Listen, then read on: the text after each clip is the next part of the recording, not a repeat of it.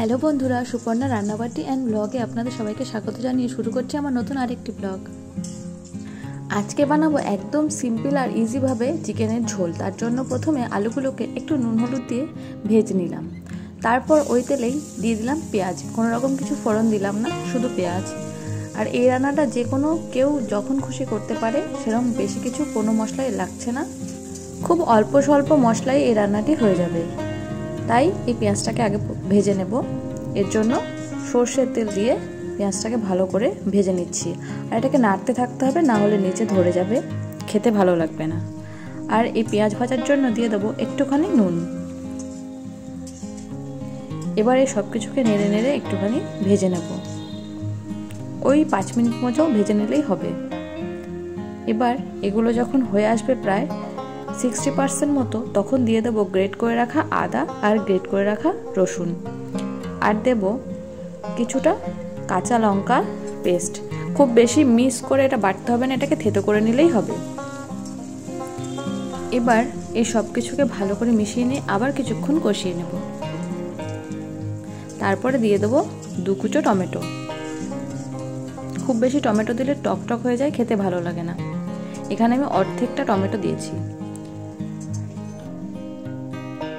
এবার দিয়ে দেবো কিছু মশলা। কিছু মশলা বলতে ওই হাফ চামচ মতো জিরের গুঁড়ো,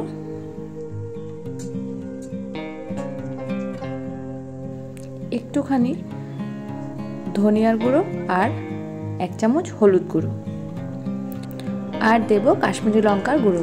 ব্যাস, এতেই হয়ে যাবে। এছাড়া আর কোনো মশলাই ব্যবহার করব না। এবার ভালো করে মশলাটাকে জল দিয়ে কষিয়ে নেব। এভাবে জল দিয়ে কষালে একটা জিনিস হয়, যেটা হচ্ছে মশলাটা একদমই পুড়ে যায় না, বেশ মশলাটারও একটা স্বাদ থাকে। এবার এর মধ্যে দিয়ে দিলাম একটুখানি লবণ। ভালো করে এবার সব কিছু কষিয়ে নিচ্ছি। এইভাবে নেড়ে নেড়ে সব কিছুকে মিশিয়ে কষিয়ে নেব।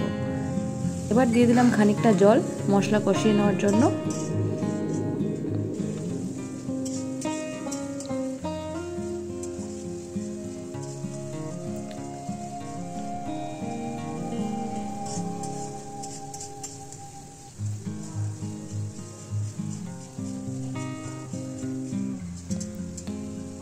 এবার খুব ভালোভাবে মশলাটা কষে এসছে, দেখুন তেলটা ছেড়ে দিয়েছে। এবার দিয়ে দেবো চিকেনগুলো। তারপরে ভালো করে আবার কষিয়ে নেব। এই কষানোটা বেশ অনেকক্ষণ ধরে কষিয়ে নিতে হবে, একদম অল্প সময় ধরে কষালে ভালো লাগবে না। ভালো করে মশলা দিয়ে মিশিয়ে এবার মাংসটাকে কষিয়ে নিচ্ছি।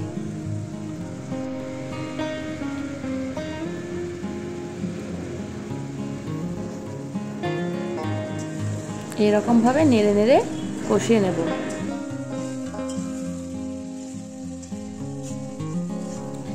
চিকেনটা যখন প্রায় 70% মতো হয়ে আসবে, তখন দিয়ে দেবো ওই আগে থেকে ভেজে রাখা আলুগুলো।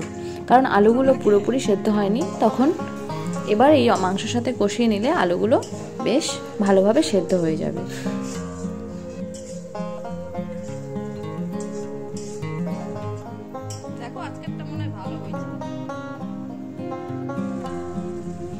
এবার দেখুন সবকিছু দিয়ে কি সুন্দর তেল ছেড়ে দিয়েছে। আবার একটু নাড়িয়ে দেব যাতে নিচে ধরে না যায়। তারপরে দিয়ে দেবো গ্রেভির জন্য জল। আর আজকে আমি অনেক বেশি জল দিয়ে রান্না করব, যাতে একদম পাতলা পাতলা মুরগির ঝোলটা হয়। সেজন্য এই জল দিয়ে দিচ্ছি অনেকটা পরিমাণ। এবার এটাকে অনেকক্ষণ ধরে ফুটিয়ে নিলাম। এবার দেখুন ঝোলটা প্রায় একদম ঘন হয়ে এসছে। খুব ঘনও রাখবো না, খুব পাতলাও হবে না।